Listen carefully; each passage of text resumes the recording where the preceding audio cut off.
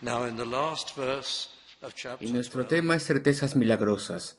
Bueno, en el capítulo anterior leímos cómo Bernabé y Saulo regresaron de Jerusalén, donde ellos habían estado en una misión para llevar dinero de Antioquía a Jerusalén para poder ayudar con la hambruna.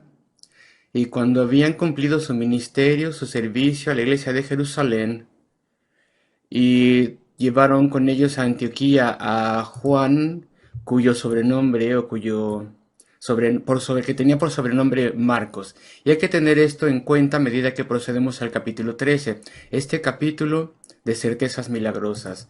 Y el primer encabezado que quiero darles en nuestra meditación estudio este día es el siguiente: la iglesia completa del Señor.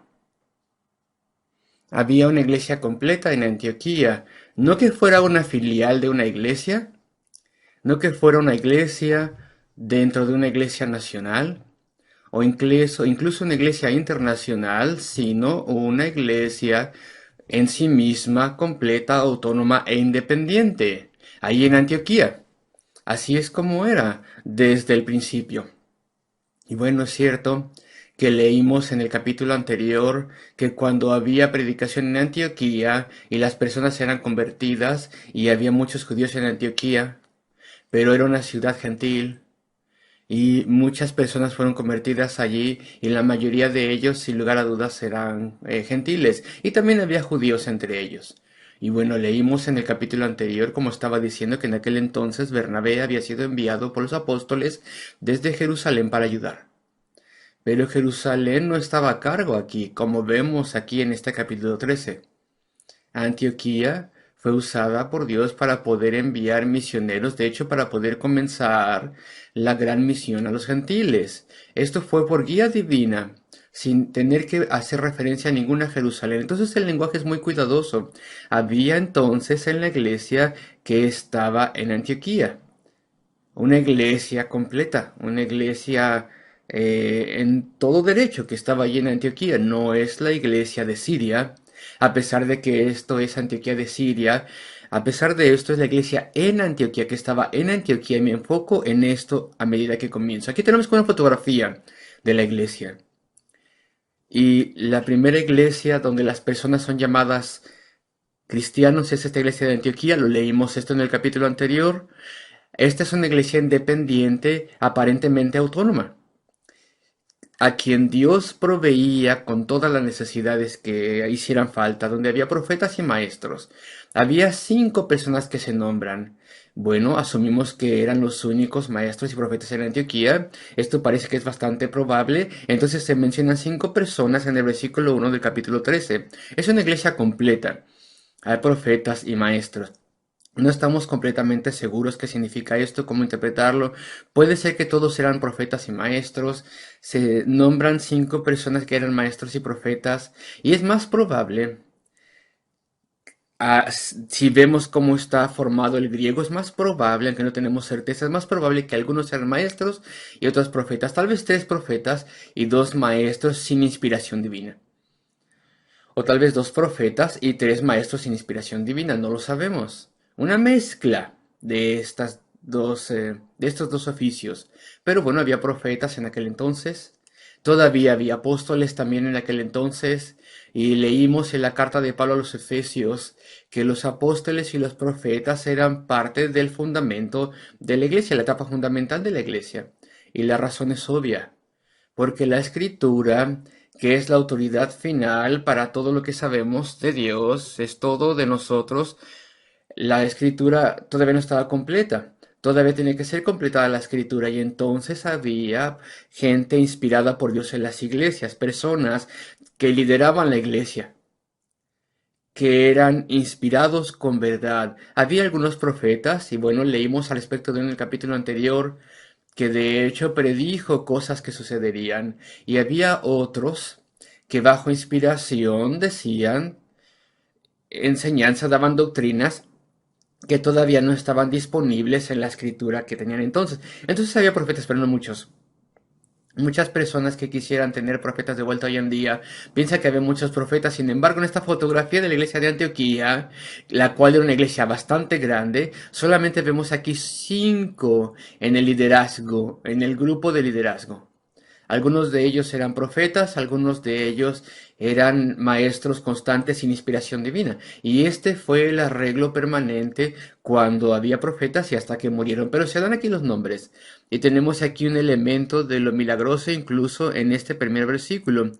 Bernabé, ya sabemos de él, el hijo de consolación, que nació en Chipre, en Jerusalén, y fue enviado allí a Antioquía. Y primero se menciona su nombre porque tal vez era el primer profeta o maestro entre ellos, cuando la iglesia era nueva. Y Simón, el que se llamaba Niger, y bueno, no se dice nada respecto de él, aunque algunas personas piensan que él se menciona en otro pasaje de la escritura, pero eso es solamente una especulación. Y bueno, su sobrenombre romano es Niger, que significa negro, así que tal vez sí era negro. Él es el número 2 en la lista que tenemos aquí en el orden de los que estaban allí en Antioquía como profeta o maestro. Y después tenemos a Lucio de Cirene. Se nos dice de dónde era él, de modo que nadie imagine por un momento que él es Lucas, el escritor del libro de los Hechos. Él no era de ahí, evidentemente, así que es Lucio o Lucas de Cireneo y Manaén, el que había sido criado junto con Herodes el tetrarca. El griego implica que era un hermano adoptivo de Herodes el tetrarca, el rey Herodes de los evangelios, así que tal vez él es el más mayor de entre ellos, tal vez 70 más tenía este hombre Manaén, pero él es el número 4, por así decirlo, en el número de llegadas aquí a Antioquía en la elección a ser oficial o anciano o profeta ahí en ese lugar. Eso es algo maravilloso. Un hermano postizo de Herodes el tetrarca, un hermano adoptado. Oh, entonces tenía sangre real. ¿Por qué no estaba por ahí gobernando en algún lugar? ¿Por qué no tiene algún cargo por ahí? ¿Por qué no es alguien importante? Tenía que serlo. Pero él ha olvidado esto. Evidentemente ha tenido salvación. ¿Qué? Alguien que creció con Herodes el tetrarca, con ese hombre malvado y con una familia malvada real, alguien que creció en ese ambiente y Dios le libró, él es un milagro ambulante, Dios le libró de todo eso, Dios le salvó, cambió su corazón y ahora es un hombre humilde y ahí lo tenemos, como un profeta o maestro allí en Antioquía, olvidando toda riqueza y sirviendo al Señor. Entonces, esto es una hermosa nota que tenemos aquí y podemos ver el milagro de la conversión y el gran ámbito de personas en este pequeño grupo de liderazgo en la iglesia de Antioquía, pero no tenemos que olvidar el último nombre en el versículo 1, y Saulo. Bueno, Saulo, de forma estricta, él es el más importante de todos ellos. ¿Acaso no ha visto al Señor? ¿Acaso no es un apóstol? ¿Acaso no ha sido llamado por Dios a ser el apóstol a los gentiles? Y su nombre está en el número 5 entre los profetas y maestros. Y Pablo, él también es un profeta y también es un maestro. Es un apóstol. Y ahí lo tenemos al final, lo cual nos ayuda a ver un poco de la gran humildad de Saulo. Salvo por Dios, de un alto cargo entre los judíos, entre el clero judío, aquel que fue nombrado por el concilio judío para poder destruir la iglesia cristiana, no solamente fue salvo de hostilidad y maldad, y llegó a tener el temperamento de un cordero, y también fue salvo de todo su orgullo y su autoridad que tenía, y ahora él está ahí obrando en la iglesia de Antioquía, y todo mundo prácticamente se ha olvidado de que estrictamente él es un apóstol, y tan solo estaba esperando por el llamado final y afirmación de Dios sobre su gran ministerio, la misión de los gentiles, y bueno, es que los hechos de los apóstoles, ¿cuál es su tema principal? Su tema principal es la misión de los gentiles. Cómo fue introducida ahí a los judíos que eran convertidos, que tienen salvación, cómo sus mentes fueron abiertas a esto, y bueno, cómo poco a poco fue avanzando y cómo aquella fue implementada y inaugurada por el poder del Espíritu Santo. y fue bendecida por Dios esta obra y la gran eficacia y gran crecimiento. Y podemos decir que el tema principal del libro de los Hechos es la misión a los gentiles. Y aquí tenemos al misionero, perdón, el apóstol a los gentiles, Pablo, es el número 5 en esta lista. En el cargo de anciano ahí en la iglesia de Antioquía, obrando humildemente, predicando el evangelio. Y Lucas no nos lo dice, pero yo me imagino que él estaba haciendo sus tiendas de campaña para poder comer y vivir, trabajaba durante el día para poderse ganarse la vida, a pesar de que era un intelectual judío. Todos ellos aprendían un oficio por si acaso, y él siguió su oficio que aprendió por si acaso incluso a medida que predicaba, y esto fue casi toda su vida. Bueno, él tuvo un descanso de esto, de hacer tiendas de campaña, sí, pero eso fue solamente mientras estaba en prisión. Cuando él estaba en prisión, el apóstol Pablo, sin lugar a dudas, siempre trabajó para ganarse la vida con toda humildad. Así que él está aquí al final de la lista. El que era más grande, el más ilustre de todos, está al final de la lista. Y después leemos en el versículo 2, ministrando estos al Señor y ayunando. A medida que pasaba esto, bueno, primero que nada entonces, a pesar de que estamos hablando de certezas milagrosas, quiero señalarles que Antioquía era una iglesia hecha y derecha. No se tiene en mente aquí una iglesia anglicana y desde luego que no se tiene en mente una iglesia católica romana, no una iglesia de esta nación o aquella nación con una jerarquía, una cadena de iglesias que asemejan una pirámide con un gobernador o líder y concilios y sínodos y lo demás, no. Dios lidiaba con cada iglesia como iglesia individual. Vean el libro de Apocalipsis, Cristo obraba y se movía entre los candelabros diferentes de las iglesias. Entonces vemos esta fotografía en el versículo 1 del capítulo 13. Pero bueno, ahora voy al versículo 2. El Señor comienza la misión gentil. Ese es mi segundo encabezado aquí. El Señor comienza la misión gentil y había sido profetizado a través del Antiguo Testamento, en especial en los profetas como Isaías y Jeremías. No podemos no notar esto. Lo vemos esto capítulo tras capítulo. Esta es la palabra de Dios que iba a ser proclamada y los gentiles iban a ser salvos e iban a entrar por las puertas de Sión. Entonces esto vemos a través del Antiguo Testamento y vemos la primera promesa de la conversión gentil que se hace a Abraham mucho antes de muchas otras cosas, cuando se dijo que a través de su descendiente todas las familias y naciones del mundo serían bendecidas. Esto es sorprendente que en el tiempo del Nuevo Testamento, los judíos, incluso aquellos que eran ya salvos, ellos tenían gran renuencia al respecto de la conversión gentil. No podían aceptarlo al principio, no podían creerlo, no lo querían. Ellos estaban en contra de los gentiles, tenían un gran prejuicio en contra de los gentiles, e incluso la conversión no les quitaba esto de la cabeza, y uno pensaría que las profecías del Antiguo Testamento ellos las entenderían, pero no era así. Entonces Dios lo introduce también aquí en el Nuevo Testamento. Y Cristo habla respecto de esto. Porque de tal manera amó Dios al mundo. Y Él habla respecto del mundo. Y habla de que Él es la luz del mundo. Cristo es la luz del mundo. Dios tiene en mente el mundo. Las personas de todo el mundo. Y después tenemos la comisión de Cristo. A ir a todo el mundo. Y podría traducirse a toda nación. Y aún así, los primeros conversos entre los judíos no entendían esto. Y después tenemos la instrucción de Cristo en Hechos 1:8, que tenían que predicar el Evangelio en Jerusalén, en Judea, Samaria y en todo el mundo. Y todavía no lo entendían. Y después tenemos el incidente con Cornelio en Cesarea, el centurión, que estudiamos y hemos visto, y Pedro y su visión. No digas que nada es sucio, estamos ahí viendo que los gentiles conversos son tanto del Señor como nosotros los judíos, dice Pedro, pero todavía la misión gentil no había comenzado. Así que tenemos aquí todos los indicios. Jerusalén no comenzó esto, los apóstoles de Jerusalén no lo inauguraron, y aquí, en esta iglesia autónoma en Antioquía, Dios inaugura la misión gentil. Ahí estaban ya todas las profecías, todos los indicios, Pero ahora versículo 2, a medida que ministraban o ministrando estos al Señor, parece que era un culto público, un culto de enseñanza tal vez, o una reunión de oración.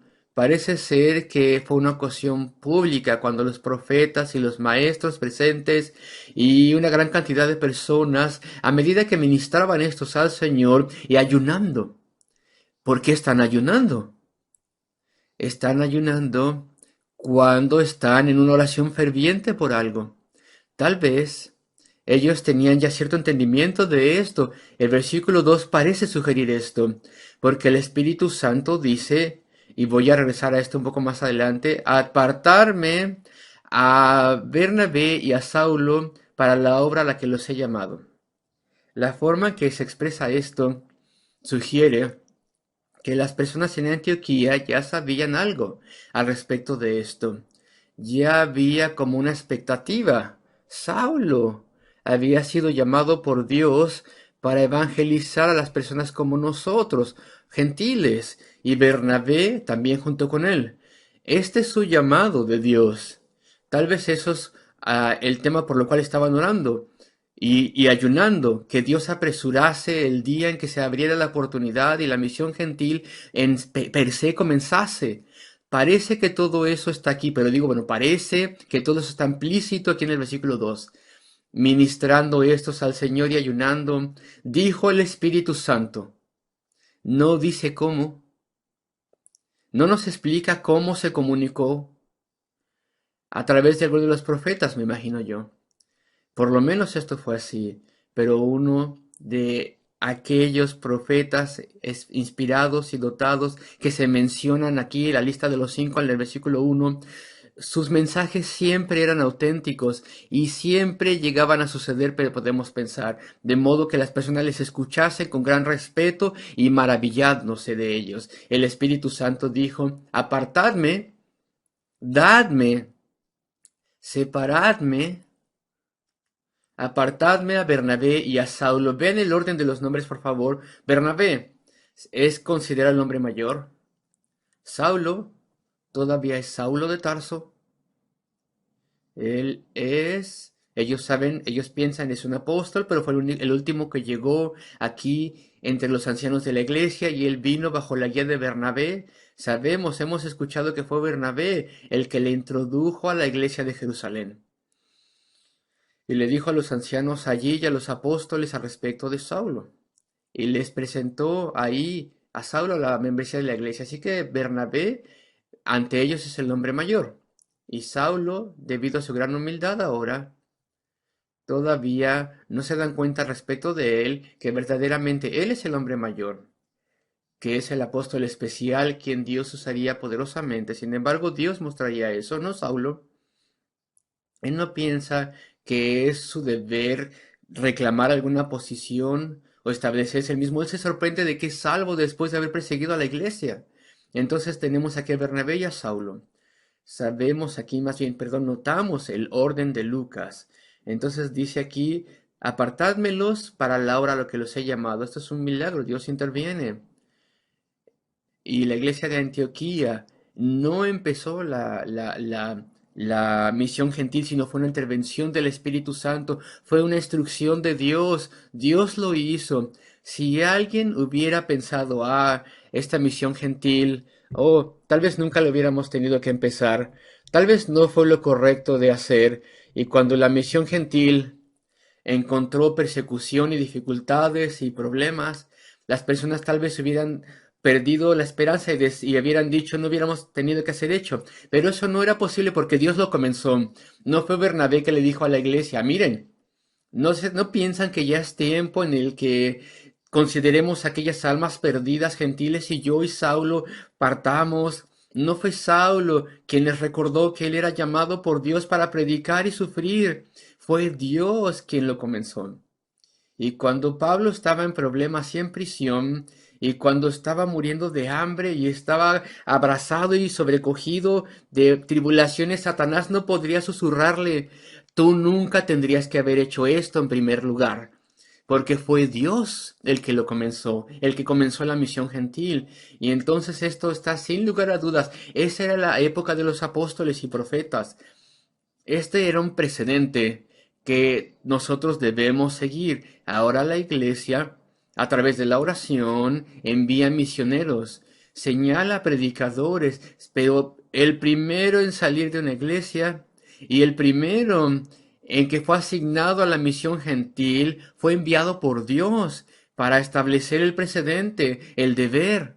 Y ahora seguimos apresurados. No necesitamos una voz directa del Espíritu, no necesitamos un señalamiento milagroso hoy en día, porque el precedente está aquí en la palabra de Dios, el hecho está aquí, y es el Espíritu Santo el que en última instancia inaugura la misión gentil. Y este es uno de los grandes versículos de la Biblia, versículos centrales en los Hechos de los Apóstoles, capítulo 13, versículo 2. Fue un milagro, una intervención del Espíritu Santo, lo que comenzó la misión. Versículo 3. Entonces, habiendo ayunado, ya estaban ayunando, pero ahora, subsecuentemente, parece que se habían puesto de acuerdo los unos con los otros que iban a tener ayuno para tener mayor fervor en oración, para poder orar por sus misioneros, que ellos fueran bendecidos por Dios y que Dios estuviera con ellos. Y ayunaron y oraron y les pusieron las manos y les despidieron. Esto es algo simbólico, desde luego. Esto lo vemos en otra parte de la Biblia. Ellos entonces, enviados por el Espíritu Santo, entonces vemos que la misión a los gentiles ha comenzado. La época de los gentiles ahora ya está en marcha. Y entonces ellos, versículo 4, enviados por el Espíritu Santo. Esto nos recuerda que todo esto fue bajo la guía del Espíritu Santo. No fue su idea. Descendieron a Seleucia y de allí navegaron a Chipre. Bueno, de ahí venía Bernabé. Tal vez él escogió el destino a través de la oración. Y entonces llegamos al versículo 5. Y llegados a Salamina anunciaban la palabra de Dios en las sinagogas de los judíos. Tenían también a Juan de ayudante. Ayudante. Era un ayudante, eso es lo que significa el griego. Era joven. Tal vez era muy inmaduro para esta misión, porque la abandonó. Pero bueno, vamos a mencionarlo un poco más adelante. Tal vez él era un joven bueno, piadoso, pero demasiado joven para poder entender lo que estaba pasando y para entender las tribulaciones y dificultades que atravesarían, y en cuanto entendió un poco de esto se volvió a casa. Tal vez echaba de menos su hogar probablemente también. Y cuando estaban allí en ese lugar, esa es la capital antigua de Chipre, Salamina, hasta que los historiadores, bueno, hasta el año 600 después de Cristo, según nos dicen los historiadores, predicaban la palabra de Dios en las sinagogas. Él era lo suficientemente grande para tener diferentes sinagogas de los judíos allí en Salamina. Y esa era su práctica, porque ese era el principio de los predicados del Nuevo Testamento, primero a los judíos y después de eso a los gentiles.